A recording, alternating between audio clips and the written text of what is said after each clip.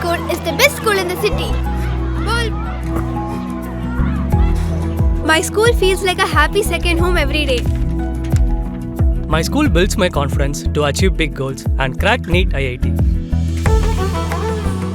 My school helps me discover my talent beyond books. My school teaches me to be disciplined, brave, and never give up. My school builds skills today so I can lead tomorrow. My school is growing faster than ever. Our new location, Ainavaram, Tambaram, Bengaluru, Tirupati, Velamal Nexus.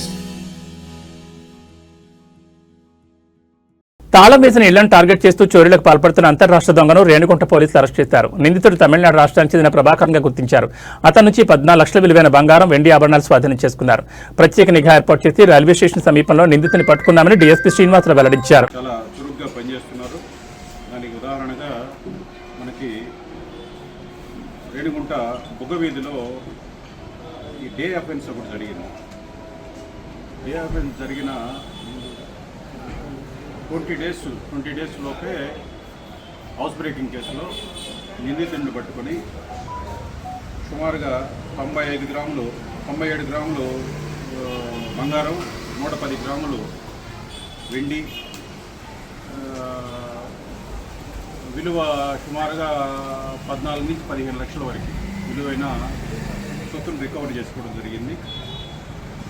ఇతను ప్రభాకర్ అనే నేరస్తుడు తమిళనాడుకి సంబంధించిన అతను ఈ నేరం చేస్తున్నాడు. గతంలో తమిళనాడులో 3 పోలీస్ స్టేషన్స్లో ఇతని మీద కేసులు ఉన్నాయి. ఒక చిన్న క్లూ ఆధారంగా, టెక్నికల్ క్లూ ఆధారంగా ఈ నేరస్తుడిని గుర్తించడం జరిగి ఈరోజు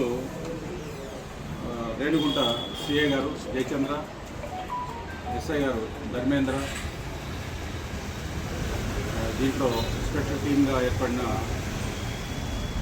పిసి రాజశేఖర్, పిసి బారుష అండ్ మిగతా స్టేషన్ సిబ్బంది వీళ్ళందరూ కూడా సమిష్టిగా దీని మీద వర్కౌట్ చేసి ఈ నిందితుడిని పట్టుకొని రికవర్ చేయడం జరిగింది.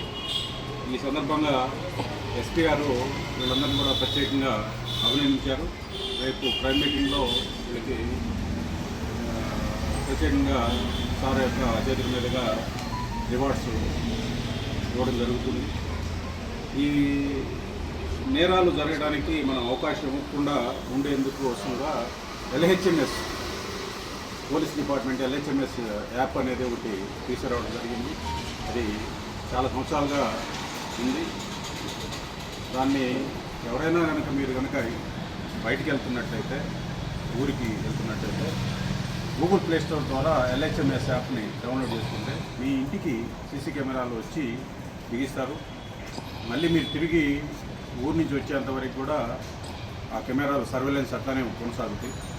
ఈ నేరాలని మనం అరికట్టవచ్చు.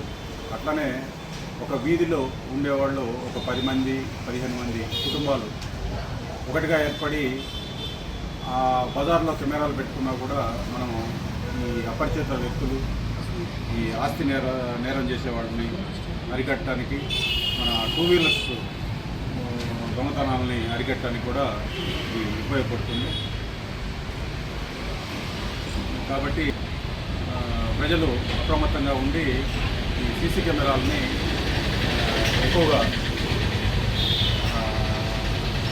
వాళ్ళ ఇళ్ళకి, వాళ్ళ వీధుల్లో బిగించే విధంగా చర్యలు తీసుకోవాల్సిందిగా పోలీసు శాఖ తరఫున అందరినీ కూడా కోరుకుంటున్నాం. Thank you.